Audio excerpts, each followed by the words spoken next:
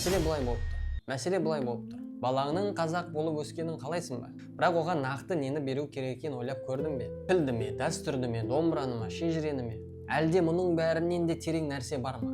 Өйткені балаға қазақша сөйлетудің өзі жеткіліксіз шығар. Ол үлкенмен қалай сөйлесуді, уәдеге қалай қарауды, отбасы үшін жауапкершілікті қалай алуды, қиын кезде адам болып қалуды да көру керек. Себебі құндылық тек жақсы қасиет емес. Ол адамның болашақ мүмкіндіктеріне әсер етуі мүмкін. Сенім қарым-қатынасты құрайды. Білім шешім қабылдауды күшейтеді. Бедел жаңа есіктер ашады. Жауапкершілік адамның құнын арттырады. Сондықтан мәдени код өткеннің ғана мұрасы емес, ол бүгінгі өмірде де капиталға айналуы мүмкін. Мен дайын жауап бергім келмейді.